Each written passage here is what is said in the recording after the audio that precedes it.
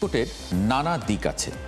এই যেমন একটা মানবিক দিক, একটা রাজনৈতিক এবং কূটনৈতিক দিক আছে, অর্থনৈতিক একটা প্রভাব আছে ওই অঞ্চলে, নিরাপত্তা সংকট। সব শেষে যে প্রশ্নটা সবার মনে, প্রত্যাবাসন কবে? আর তার জন্য বাংলাদেশ ভবিষ্যৎ কি কৌশল নিচ্ছে, এসব নিয়ে আজকে কথা বলবো। আমাদের সঙ্গে আজকে আছেন নিরাপত্তা বিশ্লেষক মেজর জেনারেল অবসরপ্রাপ্ত নাঈম আশফাক চৌধুরী এবং একাত্তর টেলিভিশনের প্রধান প্রতিবেদক মুজাহিরুল হক রুবেন। আপনাদের স্বাগত জানাচ্ছি সংবাদযোগে। মুজাহিরুল হক রুবেন, আপনি কক্সবাজার থেকে বলছেন। আপনাকে যদি একটু জিজ্ঞেস করি যে আন্তর্জাতিক যে সম্মেলনটা আজকে শুরু হয়েছে, কিন্তু আনুষ্ঠানিক উদ্বোধন হবে আগামীকাল, প্রধান উপদেষ্টা সেটি উদ্বোধন করবেন, এটা নিয়ে আন্তর্জাতিক সম্প্রদায়ের মানে কি ধরনের সাড়া পড়েছে? কারণ আমরা তো মূলত এই জিনিসটা আন্তর্জাতিক সম্প্রদায়ের সামনে আরেকবার তুলে ধরার জন্যেই মূলত আমাদের এই সম্মেলন, কারণ ভুলে গেছে আন্তর্জাতিক সম্প্রদায় অনেকটাই। মুজাহিরুল হক রুবেন।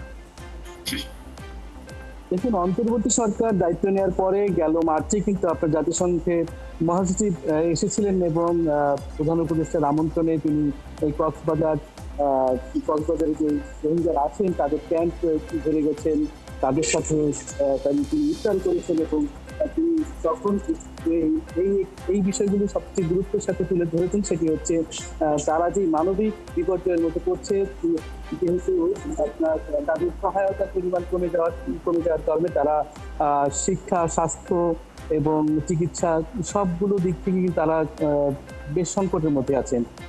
একই সাথে আপনার এই রোহিঙ্গাদেরকে ফিরিয়ে নেওয়ার ক্ষেত্রেও সেখানেও কথা হয়েছে। তারই ধারাবাহিকতায় কিন্তু আসলে আপনার এই সম্মেলনগুলি শুরু হচ্ছে এবং বাংলাদেশে আজকে এই কক্সবাজারে যে সম্মেলন শুরু হলো, এটি 3 দিন ব্যাপী।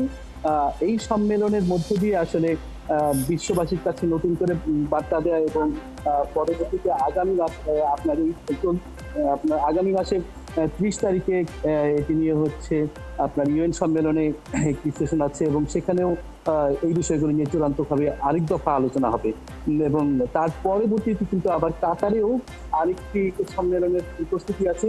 সব মিলিয়ে আসলে রোহিঙ্গা সংকটটি এটি যেহেতু বিশ্ব সভ্যতার একটি সংকট, এটি আসলে কোনো নির্দিষ্ট মানে এই মুহূর্তে বাংলাদেশ যে সংকট তাদেরকে নিয়ে যে সংকটের মধ্যে আছে এটি গুরুত্বপূর্ণ না, শুধু তারা যেই বিপর্যয়ের মধ্যে অর্থনৈতিক বিপর্যয়ের মধ্যে পড়েছে, তাদের খাদ্য সহায়তা কমে গেছে, এই পুরো বিষয়গুলো মিলিয়ে আসলে আপনার মিয়ানমারের যে পরিস্থিতি এটি বিশ্ব পরিস্থিতির একটা গুরুত্বপূর্ণ পার্ট হিসেবেই উঠে আসছে এবং সেটি বর্তমান সরকার বিশ্ব দরবারে তুলে ধরার চেষ্টা করছে এবং তারা যেন তাদের সঠিক ন্যায্যভাবে তাদের পূর্ণাঙ্গ নিরাপত্তার মধ্যে দিয়ে যেন তারা তাদের দেশে ফিরে যেতে পারে এবং যতদিন পর্যন্ত তারা এখানে আছে তারা যেন শিক্ষা, চিকিৎসা, খাদ্য সহায়তা কোনো ক্ষেত্রে যেন সংকটের মধ্যে না পড়ে, সেগুলোর ক্ষেত্রে বিশ্ববাসীর কাছে যেই বার্তা দেওয়া, সেই বার্তা দেওয়ার উদ্দেশ্যে কিন্তু এই এবারের সম্মেলন এবং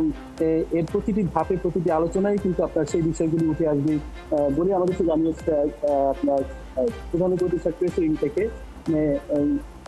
আগামীকালকে আপনার প্রধান উপদেষ্টাই সম্মেলনটি আনুষ্ঠানিক উদ্বোধনের মধ্যে দিয়ে এবং পরদিন হচ্ছে এখানে যে বিশ্ব নেতৃবৃন্দ যারা আছেন 40টি দেশের প্রতিনিধিরা, তারা সবাই কিন্তু রোহিঙ্গা ক্যাম্পে ঘুরে দেখবেন, তারা যা যা জানতে চায় সেগুলো খোঁজ খবর রাখবেন এবং আজকে ইতিমধ্যে প্রায় 100 রোহিঙ্গাকে কিন্তু তাদের 100 রোহিঙ্গার সাথে কথা বলে তারা আসলে কি চায়, তাদের সংকটগুলো কি, সেসব বিষয় নিয়ে কিন্তু ইতিমধ্যেই বেশ কিছু প্রোগ্রাম হয়ে গেছে এবং এর সেই ক্ষেত্রে আশা করা যাচ্ছে যে এই সম্মেলনগুলোর ধারাবাহিকতায় এই সংকটের সমাধান হয়তো হতে পারে। মাহবুব জি, আপনার কাছ থেকে আমরা আরও খবর জানবো নিশ্চয়ই। আগামীকাল যে সম্মেলন আছে সেই সম্মেলনের প্রধান উপদেষ্টা যেটি উদ্বোধন করবেন, তারপরে নিশ্চয়ই এটা গতি পাবে অনেক, সেই খবর আপনার মাধ্যমে জানতে থাকবো আমরা। অনেক ধন্যবাদ মুজাহিরুল হক রুবেন যুক্ত হবার জন্য কক্সবাজার থেকে।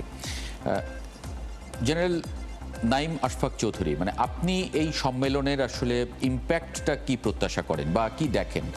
কারণ যখন সম্মেলনটি হচ্ছে সেই সময় আমরা দেখছি যে রোহিঙ্গা এখনো বাংলাদেশে প্রবেশ করছে, মানে সেই জায়গায় বিশ্ব সম্প্রদায়ের কাছে আসলে কতখানি সাড়া বা কতটা প্রভাব তৈরি করা যাবে এই সম্মেলনের মাধ্যমে? জি, অনেক ধন্যবাদ আমাকে যুক্ত করার জন্য। আমি এটার দুটো অংশ দেখি। একটা অংশ হলো যে বাংলাদেশে অবস্থানরত প্রায় 12-13 লক্ষ রোহিঙ্গা, তাদেরকে বাঁচিয়ে রাখা, এইটার জন্য যে অর্থের প্রয়োজন, সেই অর্থ বাংলাদেশ ছাড়াও বাংলাদেশ যা তাদের সামর্থ্য সেই অনুযায়ী দিচ্ছে, বাট মেইন সাপোর্টটা আসতে হবে বিশ্ববাসীর কাছ থেকে। তো সুতরাং বিশ্ববাসীর কাছে তাদের সাস্টেইনেবিলিটি, তাদেরকে বাঁচিয়ে রাখার জন্য যে অর্থ, সেই অর্থের জন্যও কিন্তু এই বিষয়টাকে আন্তর্জাতিকীকরণের প্রয়োজন আছে। সো এই যে সম্মেলন যেটা হচ্ছে, সেই সম্মেলনের মাধ্যমে আমি আশা করব যে যে অর্থ তাদেরকে দেওয়া হয়, আমরা যেটা শুনেছি $12 থেকে $6 নেমে আসছে, এবং তখন আর $6 দিয়ে তাদেরকে বাঁচিয়ে রাখা খুব কষ্টকর হবে। সো এই যে বাঁচিয়ে রাখার জন্য যে অর্থ প্রয়োজন, আমি আশা করব এই সম্মেলনের মাধ্যমে সেই অর্থ পাওয়া যাবে। এটা গেল 1 নম্বর। 2 নম্বর জিনিস যেটা প্রয়োজন, সেটা হলো আন্তর্জাতিক সম্প্রদায়ের সবাই মিলে একসাথে মিয়ানমারের যে যারা স্টেক হোল্ডার্স আছে, ইন্টারনাল যে স্টেক হোল্ডার্স, বেসিক্যালি এখানে 3টা। একটা হলো তাতমাদাও, 2 নম্বর হলো আরাকান আর্মি, আর 3 নম্বর যারা পলিটিক্যালি অথবা ডেমোক্রেটিক্যালি যদি কখনো মিয়ানমার আসে, তাহলে এনইউজি গভর্নমেন্ট যেটা আছে, ন্যাশনাল ইউনিটি গভর্নমেন্ট, এই 3টা গ্রুপকেই কিন্তু এক ধরনের চাপ সৃষ্টি করতে হবে। এই চাপটা যদি না হয়, অর্থাৎ মিয়ানমার কর্তৃপক্ষকে যদি বাধ্য করা না হয়, তাহলে আমরা যে প্রত্যাবাসনের যে আশা করছি, সেই আশাটা গুড়েবালি হবে। তাছাড়াও আমাদের বাংলাদেশের আরও অন্যান্য কাজ আছে। সো আপাতত এই সম্মেলনের কথা বলছি, এই 2টা লক্ষ্যকে সামনে রেখেই বাংলাদেশের এগিয়ে যাওয়া উচিত।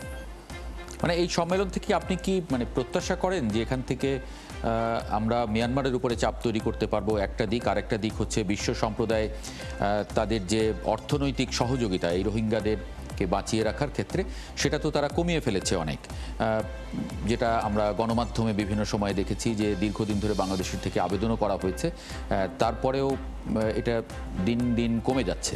সেই জায়গায় আপনি কি কোনো প্রত্যাশা করেন? আমি অবশ্যই প্রত্যাশা করি এটা, যে আর্থিক সহায়তা আছে, সেই আর্থিক সহায়তা অব্যাহত থাকবে, এবং তাদেরকে বাঁচিয়ে রাখার জন্য যতটুকু প্রয়োজন, সেইটা আশা করা যায় যে এই জায়গাটুকুতে আমরা বাংলাদেশ কিছুটা সহায়তা পাবো বলে আমি মনে করছি। কিন্তু দ্বিতীয় অংশ যেটা, অর্থাৎ মিয়ানমারকে বাধ্য করা, আমি মনে করি না যে এই সম্মেলনের মাধ্যমেই মিয়ানমার বাধ্য হয়ে যাবে, মিয়ানমার কর্তৃপক্ষ বাধ্য হয়ে যাবে টু টেক দেম ব্যাক। কিন্তু যে কাজটা হবে সেটা হলো সেন্সিটাইজেশন, অর্থাৎ বিভিন্ন রাষ্ট্র যারা এই মিয়ানমার ইস্যুর সাথে সম্পৃক্ত, তাদেরকে সেন্সিটাইজ করা যাবে। এবং এই সেন্সিটাইজেশনের একটা দ্বিতীয় ধাপ, যেটা ইউএন জেনারেল অ্যাসেম্বলিতে হবে সেপ্টেম্বর মাসের শেষের দিকে, সেইখানেও কিন্তু এর একটা প্রভাব পড়বে বলে আমি মনে করছি। এবং জেনারেল অ্যাসেম্বলিতে যখন এই কাজটা হবে, একটা প্রেশার ক্রিয়েট হবে, সেই প্রেশারটা আশা করা যায় যে কিছুটা হলেও সিকিউরিটি কাউন্সিলে যাবে বলে মনে হয়। অর্থাৎ একটার সাথে আরেকটা রিলেটেড। যদি কমপ্লিটলি একটা সিনক্রোনাইজ করা যায়, অর্থাৎ একসাথে বিভিন্ন স্টেক হোল্ডার্স যারা আছে, বিভিন্ন দেশ এবং non stakeholders like UN, like ASEAN, like OIC, like EU, সবাই মিলে যদি সিনক্রোনাইজড ওয়েতে যদি চাপ দেওয়া যায়, তাহলে হয়তোবা মিয়ানমার বাধ্য হবে রোহিঙ্গাদেরকে ফেরত নিয়ে যেতে। বাট কবে হবে, কবে সেই সিনক্রোনাইজেশন আসবে, কবে সেই উদ্ভূত বা আমরা আমাদের চাহিদা মতো সেই চাপ মিয়ানমার সৃষ্টি হবে, সেই সময়টা এখনই বলা যাচ্ছে না। জি, এখানে কি কাউন্টারপার্ট কারা? এখানে মিয়ানমার, কিন্তু মিয়ানমারের হাতে তো এই রাজ্যটি আর নেই, বেশিরভাগই আরাকান আর্মির দখলে চলে গেছে। এখন আরাকান আর্মির সঙ্গে তো আমরা সরাসরি কথাও বলতে পারছি না, বা কথা বলার সুযোগও নেই। সেটা জাতিসংঘ হোক বা সেটা ফর্মাল যে কোনোভাবেই এটা সম্ভব না। এটা এখন ইনফর্মাল হলেও সেটা আসলে ফর্মাল হতে হবে। সেই জায়গায় পরিস্থিতিটা আসলে কিভাবে আপনি ব্যাখ্যা করবেন? রাইট, এইখানে মিয়ানমারের তরফ থেকে একটু আগে আমি বলছিলাম 3টা স্টেক হোল্ডার্স। 1 নম্বর স্টেক হোল্ডার্স হলো তাতমাদাও, 2 নম্বর স্টেক হোল্ডার্স হলো আরাকান আর্মি, এবং 3 নম্বর স্টেক হোল্ডার্স, যদিও ইনডাইরেক্ট, বাট এখানে আমি যুক্ত করতে চাই এনইউজি গভর্নমেন্ট। এটা হলো মিয়ানমারের তরফ থেকে 3 স্টেক হোল্ডার্স। এইটা ছাড়াও আরও যে অন্যান্য stakeholders, external stakeholders আছে, সেই এক্সটার্নাল স্টেক হোল্ডার্সের মধ্যে চায়না, ইন্ডিয়া, তারপরে জাপান, তারপরে রাশিয়া, এইরকমভাবে অন্যান্য যারা স্টেক হোল্ডার্স আছে তাদেরকেও তাদের সাথে সম্পৃক্ত যতটুকু আছে মিয়ানমার ইস্যুতে সেই মোতাবেক চাপ দিতে হবে। সো শুধুমাত্র আমরা মিয়ানমারের উপর চাপ দিলাম, সলিউশন আসবে না। শুধুমাত্র আমরা চায়নার উপরে চাপ দিলাম, সলিউশন আসবে না। আমি বলছি যে সকল এক্সটার্নাল স্টেক হোল্ডার্স আছে প্রত্যেকের উপরেই কিন্তু তাদের নিজ নিজ অ্যাপ্রোপ্রিয়েট চাপ যখন ফিল করবে, অনলি দেন রোহিঙ্গা প্রত্যাবাসনের আমরা আশা করতে পারি। আচ্ছা, আপনি একজন নিরাপত্তা বিশ্লেষক, আপনার কাছে আমি প্রশ্নটা একটু করতে চাই, কারণ ওই অঞ্চল এখন একেবারেই নিরাপত্তা আসপেক্টে যদি আমরা চিন্তা করি সেটা একটা ভয়ঙ্কর জায়গা। কারণ ওখানে কোনো বিশেষ করে আরাকান মানে আর্মি যেভাবে বাংলাদেশে ঢুকছে, অনেক সময় দেখা যায়, আমি গতকালকেও আমরা দেখেছি জেলেদের ধরে নিয়ে যাচ্ছে বাংলাদেশের জলসীমায় ঢুকে ইত্যাদি।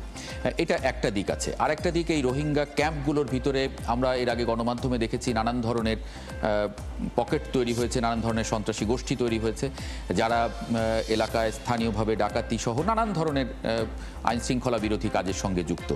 সেই জায়গায় আপনি আসলে কি দেখেন? দিন দিন তো এটা কমার চেয়ে সংখ্যাটা একটু উদ্বেগজনক হয়ে যাচ্ছে কিনা? জি, নিরাপত্তার দিক থেকে অনেকগুলো ইস্যুস সম্পর্কে আমরা সংবাদ পাচ্ছি।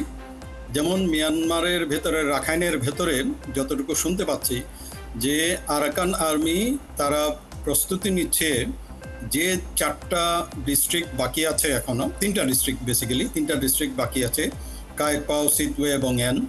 এই 3টা ডিস্ট্রিক্টে আক্রমণ করে তারা দখল করে নেওয়ার এক ধরনের প্রস্তুতি নিচ্ছে বলে সংবাদ পাওয়া যাচ্ছে।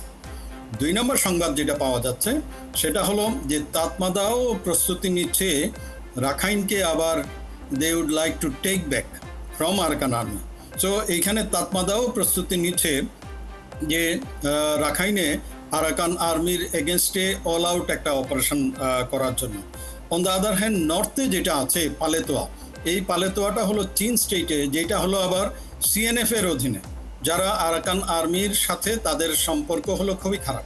ফলে এই যে ইন্টারনাল যে আমরা সংবাদ যেগুলো পাচ্ছি, তার সাথে আরেকটা জিনিস বলে নেই যে আরএসও এবং আরসার সাথে আরাকান আর্মির যে সংঘর্ষ যেটা চলছে সেটাও পুরো বিষয়টাকে আরো কমপ্লিকেটেড করে তুলছে।